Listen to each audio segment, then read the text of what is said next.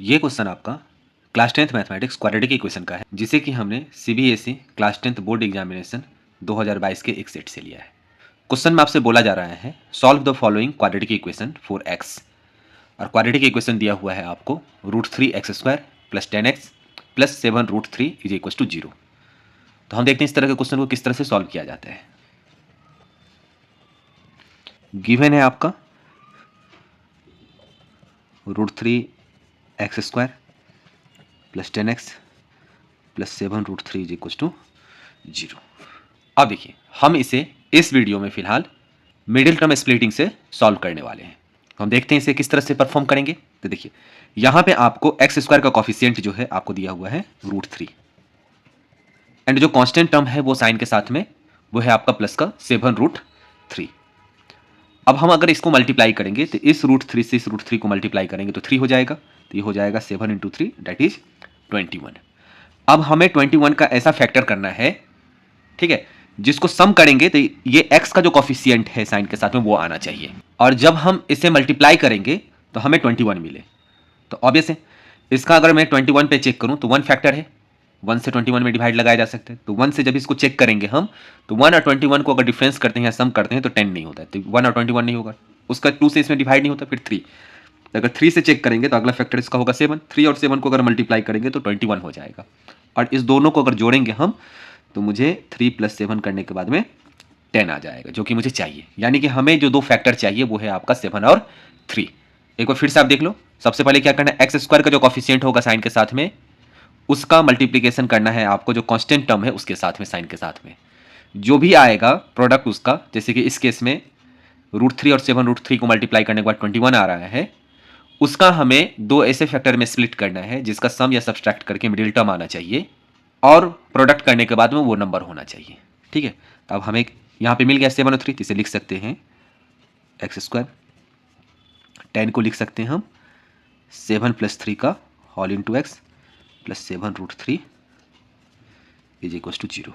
यहाँ से क्या मिलेगा आपको, ये हो जाएगा आपका 7x, ये हो जाएगा आपका 3x, इसको मैंने ओपन कर दिया मल्टीप्लाई करके, ऐसे हम लिख सकते हैं 7√3 = 0। अब यहाँ से हम x कॉमन ले लेंगे तो ये हो जाएगा आपका √3x + 7।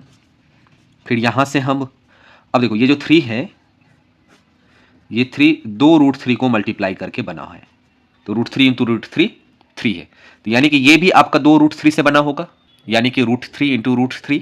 तो यहाँ से √3 कॉमन ले लेंगे तो यहाँ बचेगा आपका एक √3 × x + 7 दैट इज = 0। इसको इससे मल्टीप्लाई करने के बाद हमें फिर अगेन 3 मिलेगा, इस √3 से इसको मल्टीप्लाई करेंगे तो 7√3 हो जाएगा।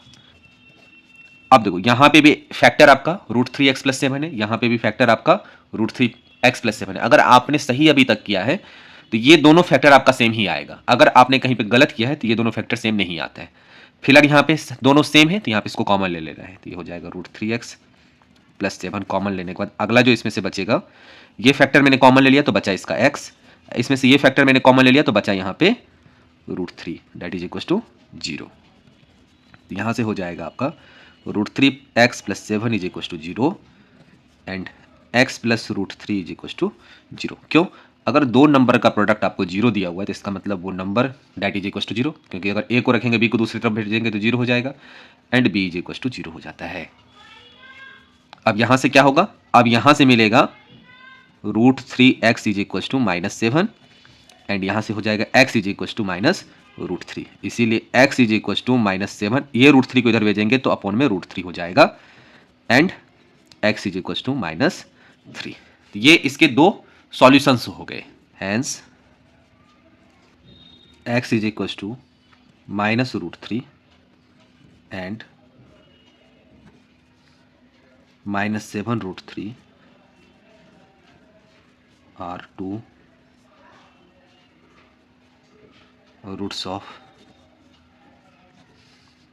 the given equation. हाँ, एक बात आपको और याद ध्यान रखना है, जो जैसे कि यहाँ पे मैंने लिखा है -7/√3, वैसे मैथमेटिक्स में डिनोमिनेटर में आपका इरेशनल नंबर नहीं छोड़ा जाता है, तो इसे आप फर्दर ऐसे भी लिख सकते हो। मैंने क्या किया, इस √3 से ऊपर नीचे मल्टीप्लाई किया तो ये हो जाएगा 7√3 और √3 से √3 को मल्टीप्लाई करेंगे तो 3 हो जाएगा। ठीक है, तो यहाँ पे हम -7√3/3 भी लिख सकते हैं। ठीक है, अगर ये वीडियो आपको पसंद आई तो इस वीडियो को लाइक करें, चैनल को सब्सक्राइब करें, दूसरे स्टूडेंट के साथ इसे शेयर जरूर करें। Thank you.